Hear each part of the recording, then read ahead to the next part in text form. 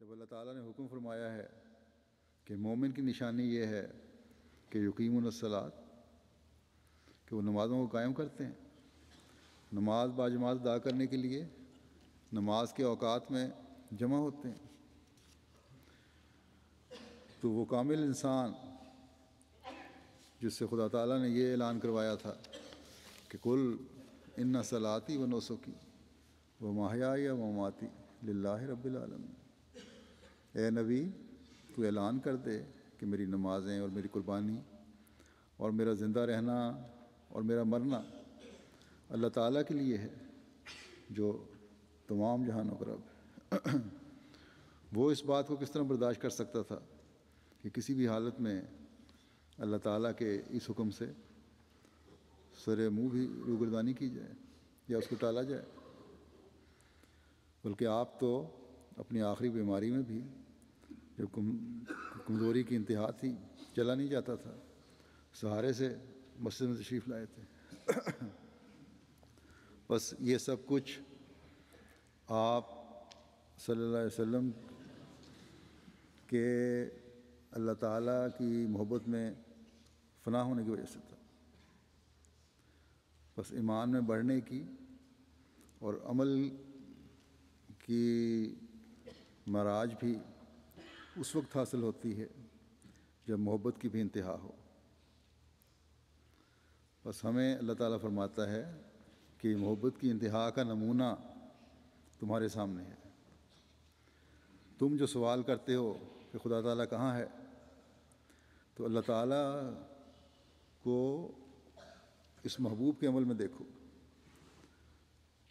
میرے حقیقی عبد بننے کا حق ادا کرنے کی کوشش کرو، پھر مجھے اپنے قرب میں دیکھو گے۔ اگر صرف رمضان میں ہی اپنی مسجدیں آباد کیں اور پھر مجھے بھول گئے، یا آج جو مشکل کے دن تم پر آئے ہوئے ہیں اس میں مسجد میں آنے کے لیے ایک دوسرے پر سبقت لے جانے کی کوشش کر رہے ہو اور حالات ٹھیک ہونے پر مجھے بھول گئے یا وقت گزرنے پر مجھے بھول گئے، یہ میری بات پر لبیک کہنا نہیں ہے، یہ تو اپنی غرض کو پورا کرنا ہے۔ میری بات پر لبیک کہنا تو تب ہوگا جب یہ حالات، یہ جذباتی کیفیت، یہ مشکل وقت، یہ رمضان کا عمومی روحانی ماحول ختم بھی ہو جائے گا،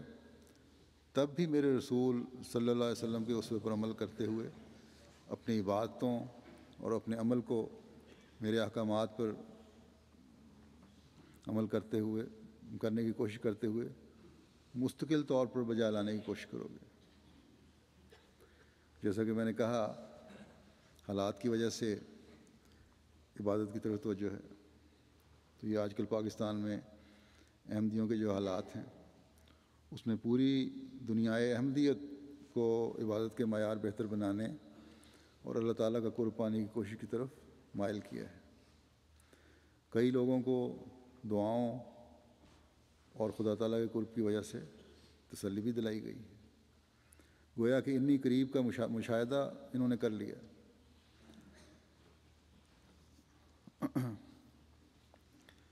پاکستان میں احمدیوں پر سخت حالات اور اس کے بعد 2 جلسوں نے اس کیفیت کو ابھی تک جاری رکھا ہوا ہے، اور اب رمضان آ گیا ہے، پھر ایک دعاؤں کی قبولیت کا،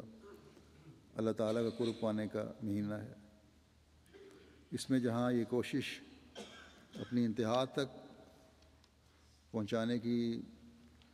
کوشش کرنی چاہیے، وہاں یہ بھی دعا کرنی چاہیے کہ یہ حالت ہم میں اب ہمیشہ کے لیے قائم ہو جائے۔ رمضان ختم ہونے اور وقت گزرنے کے ساتھ آہستہ آہستہ کہیں ہم اپنی کمزوری کی حالت میں نہ چلے جائیں۔ احمدیوں کو یہ احساس بھی ہے کہ جلسوں نے جو کیفیت جاری رکھی ہے، اب رمضان آنے سے اس میں مزید جلا پیدا ہوگی، اور اس کے لیے دعا کے لیے لکھتے بھی ہیں، لیکن یہ کوشش بھی کرنی چاہیے کہ یہ عارضی تبدیلی نہ ہو بلکہ مستقل نوعیت کی تبدیلی ہو۔ اور ہم اللہ تعالیٰ کا حقیقی عبد بنتے ہوئے اپنی عبادتوں کے معیار اونچے سے اونچے کرتے چلے جائیں۔ ہمیں کوشش کرنی چاہیے کہ اپنی دعاؤں، عبادتوں اور نیک اعمال سے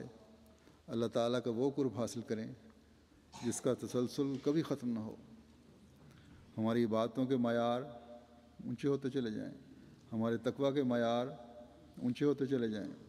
اس کے حصول کے لیے حضرت مسیح موعود علیہ الصلوۃ والسلام نے ایک جگہ جو طریق بتایا ہے وہ یہ ہے، آپ فرماتے ہیں کہ یاد رکھو کہ سب سے اول اور ضروری دعا یہ ہے کہ انسان اپنے آپ کو گناہوں سے پاک کرنے کی دعا کرے۔ ساری دعاؤں کا اصل اور جز یہی دعا ہے، کیونکہ جب یہ دعا قبول ہو جاوے اور انسان ہر قسم کی گندگیوں اور آلودگیوں سے پاک صاف ہو کر خدا تعالیٰ کی نظر میں مطہر ہو جاوے، تو پھر دوسری دعائیں جو اس کی حاجات ضروریہ کے لیے ہوتی ہیں اسے مانگنی بھی نہیں پڑتی۔ فرمایا کہ بڑی مشقت اور محنت طلب یہی دعا ہے کہ وہ گناہوں سے پاک ہو جاوے۔ یہ دعا ہوتے ہیں کہ بہت مشکل دعا ہے اور اس کے لیے بڑی محنت کرنی پڑتی ہے، لیکن ہے اصل یہی دعا کہ انسان اپنے آپ کو گناہوں سے پاک کرنے کی دعا کرے۔ بس یہ دعا ہے جو اصل ہے۔ جب انسان اپنے آپ کو ہر قسم کے گناہوں سے پاک کرنے کی کوشش کرتا ہے تبھی وہ اللہ تعالیٰ کے اس ارشاد پر عمل کرنے کی کوشش کر رہا ہوتا ہے کہ میری بات پر لبیک کہو۔